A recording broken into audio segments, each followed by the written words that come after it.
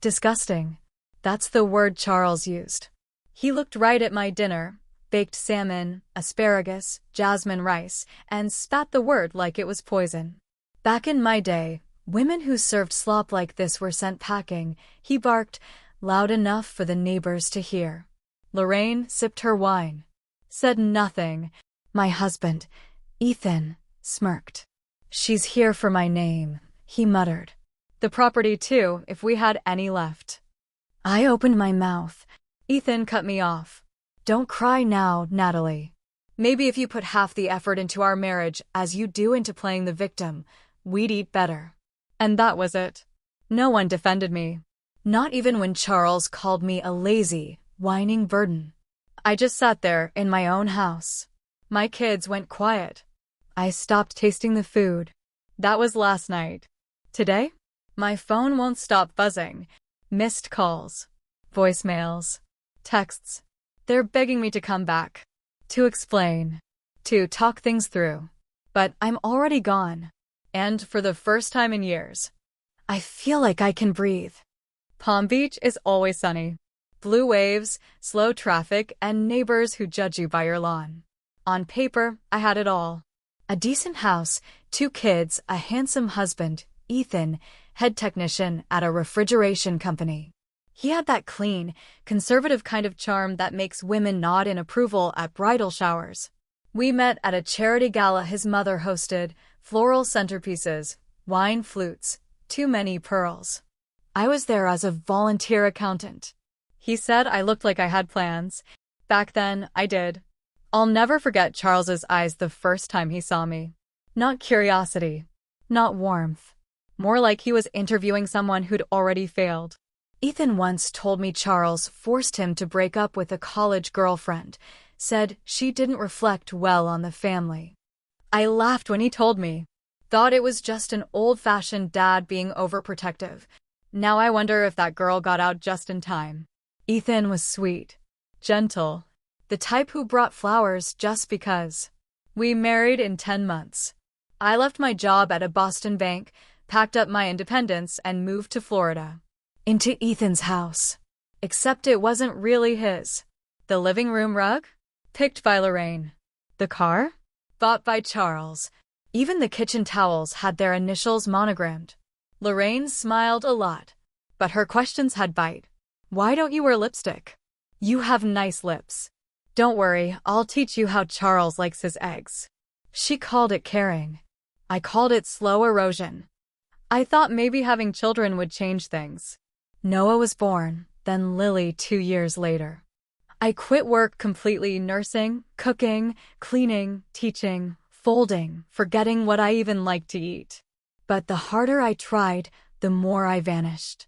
Charles mocked me, little princess playing house. Lorraine would, accidentally, compare me to Ethan's ex. She apparently made perfect lamb stew and always looked put together. And Ethan? He stayed quiet at first. Said he didn't want to start drama. Then one day, he joked I was more comfortable with Excel than a frying pan. Another day, he said maybe he married me too quickly. I laughed the first time. Then I stopped laughing. I started feeling like furniture. Moved, used, never noticed. Until one day, I was scrubbing the stove and realized I hadn't sat down in hours. Noah was watching me from the hallway. Not playing. Just watching. That night, Lily asked, "Mommy, do you wish you were somewhere else?" And I couldn't answer. That scared me more than anything.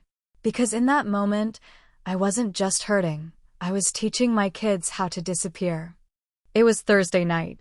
Charles and Lorraine's usual dinner visit, like clockwork, like a courtroom. They called it family bonding. I called it judgment night. I made baked salmon with lemon butter, roasted asparagus, jasmine rice.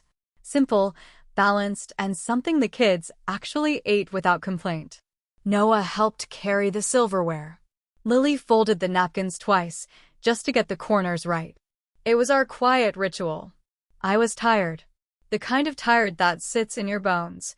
Still, I brushed my hair, changed out of leggings, and put on mascara like armor. The second Charles stepped in, I felt it. The air dropped 5 degrees.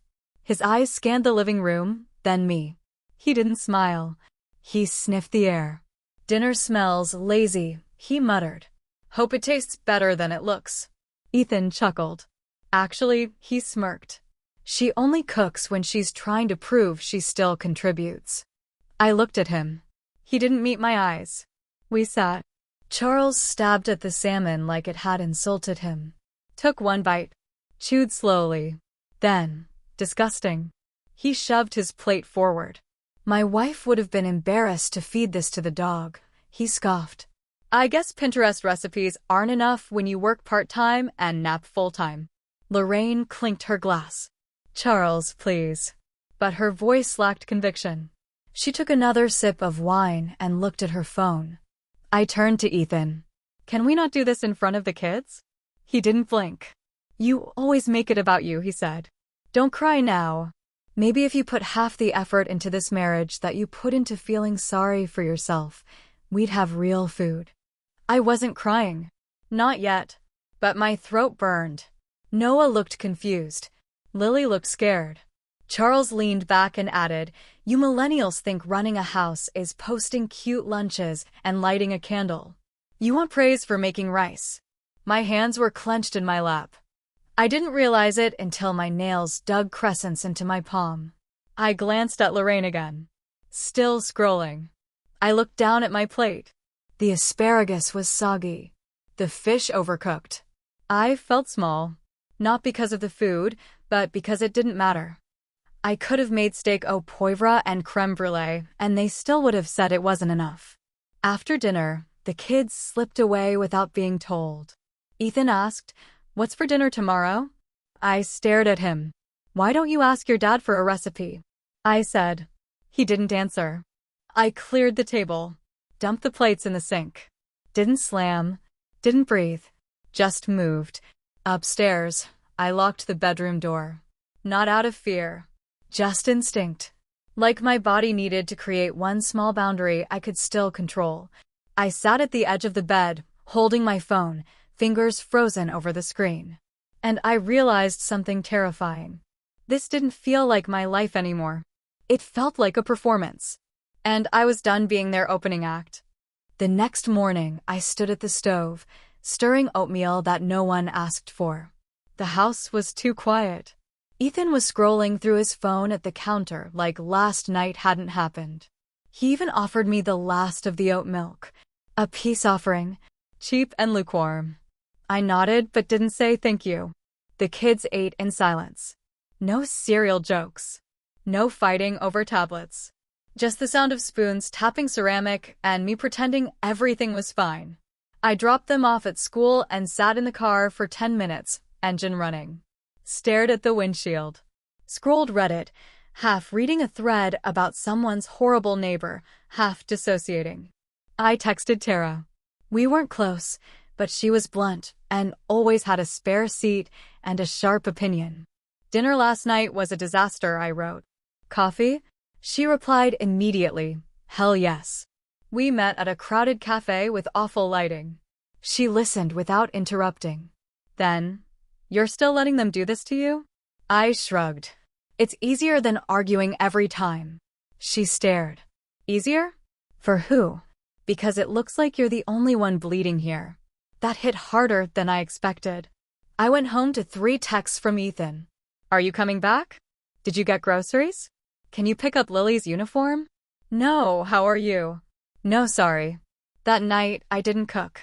I ordered pizza. Pepperoni for Noah, cheese for Lily. Ethan stared at the boxes like I'd burned the Constitution. Still sulking, he said. Maybe I'm just done, I replied. He rolled his eyes. God, you never let anything go. I didn't respond. Because I knew deep down he'd been waiting for me to snap, just so he could say I was the problem. A few minutes later, Lorraine showed up. She let herself in, like always. Smiling like she hadn't seen the family implode 24 hours earlier. I brought groceries, she said. Let's talk. We stood in the hallway. She started slow. I know Charles can be blunt, but he's old-fashioned. He doesn't mean anything by it. He called me useless. He doesn't mean it like that. No, I said. He meant it exactly like that. She sighed. Ethan's under pressure. Work's been stressful. Pressure from what? I snapped. From watching his dad humiliate me while he picks at his salad? She flinched. He's just trying to keep the peace. I laughed. Whose peace? She looked down at her handbag. You're not like the women in our family, she said quietly. You don't just do what needs to be done. Maybe that's the problem. She left without another word. Ethan didn't ask what happened. Just grabbed a beer and turned on the TV. I sat at the table with the grocery bag she brought. Cans of soup, boxed pasta, garlic powder. I didn't touch any of it. Just stared and felt something uncoil in my chest. Not sadness. Not even anger. It was the beginning of a decision. The next morning, I didn't do anything. Didn't clean. Didn't unload the dishwasher. Didn't pack the lunches or wipe the crumbs off the counter. Ethan noticed immediately. He walked into the kitchen, looked around, and said, "Did something happen?" I didn't answer. Because what was I supposed to say? Yes, your father insulted me, your mother justified him, and you laughed while it happened. No, I just stirred my coffee and waited. That day, I started keeping a list. Everything I usually did without being asked. I documented it. Screenshots, photos, notes in my phone, appointments, school forms, groceries, medicine refills, a silent inventory of invisible labor. Ethan asked, "What are you doing?" "Just keeping track," I said. "Why?" "You'll see." He rolled his eyes. By the third day, the house looked lived in.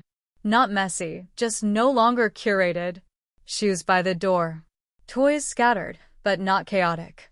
Laundry that waited longer than usual. Charles called twice. I didn't answer. Lorraine texted, "Let's talk." Maybe I was too harsh.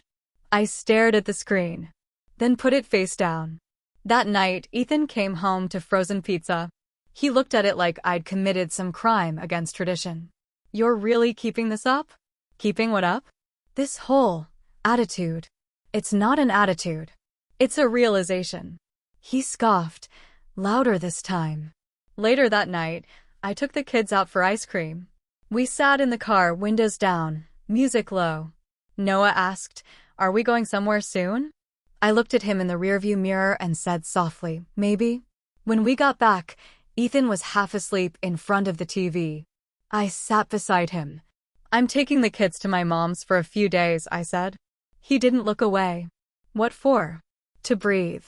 To remember who I was before this." He chuckled. "You're being dramatic." I stood. He followed me. "This is over a dinner?" "No," I said. "It's over everything." He stepped closer. "You're overreacting." I stepped back. "No. I'm just finally reacting." That night, I packed quietly. 2 small bags. A blanket Noah loved. Lily's unicorn slippers. Snacks. Books. Just enough to make it feel like a plan, not an escape. I texted my mom, "Coming tomorrow." She replied within seconds, "I'll be ready." The next morning, I made pancakes. Not for anyone else, for me. Because I wanted to feel something normal again. Noah set the table. Lily sang as she stirred the batter. It felt like something had already shifted. Ethan didn't come downstairs. Maybe he knew. Or maybe he didn't care. I left a note on the counter. Just a few lines. Not for explanation. Not for guilt. Only facts. We're safe. I need space. Don't call unless it's for the kids. We got in the car. I started the engine. Checked the mirror. 2 sleepy faces. 1 silent resolve. And, for the first time in years, I felt like I belonged to myself. The first night at my mother's house felt unreal. The air was lighter. No sharp edges. No silent tension woven into the carpet. No dinner smells weaponized into shame. The guest room smelled like lavender and lemon. The kind of scent that doesn't accuse you. The sheets were sun-dried. The pillows didn't carry the weight of unsaid things. Noah fell asleep instantly, curled around his stuffed dinosaur like nothing had changed. Lily asked if I'd stay with her until she drifted off. She took my hand and whispered, "It's quiet here." I nodded. "It's the good kind of quiet," I said. I lay awake long after they were asleep, staring at the ceiling. Not crying, just listening. To the stillness. To my breath. To a world that wasn't waiting for me to serve, smile, or shrink. In the morning, my mom made coffee and set it down beside me without a word. "I'm here," she said softly. That was all. And somehow, that was everything. We took the kids to the park. Lily ran toward the swings like freedom was contagious. Noah raced a stranger and came back breathless, beaming. For a moment, I felt like a shadow watching someone else's life. Then I realized it was mine. And maybe it could still be beautiful. That evening, while folding the kids' clothes, I found a crayon drawing in Lily's bag. It was a picture of the three of us holding hands beneath a sun with too many rays. She'd labeled it, "Mommy's New Home." I nearly broke. Later that night, after everyone was asleep, I sat with my laptop open. The screen glowed like a tiny act of rebellion. I started a list. Bank accounts. Passwords. Legal documents. Rental listings in neighborhoods I liked but never let myself imagine. I didn't know where I was going yet. But for the first time in years, I wasn't stuck. I had motion. I had choice. And even though the path ahead was blurry, I knew one thing with absolute clarity. I was never going back. A week passed. No drama. No shouting. Just silence, broken only by texts I didn't answer and calls I let ring. Ethan messaged twice. "You've made your point. When are you coming back?" I read them. Didn't reply. Charles sent a voicemail. I deleted it halfway through. Something about family, tradition, and doing your duty. He still didn't get it. Then came Lorraine. She showed up at my mom's. No warning. No message. Just knocked like this was still a game she controlled. My mom opened the door, called for me. I stood there, barefoot, holding Lily's drawing in one hand.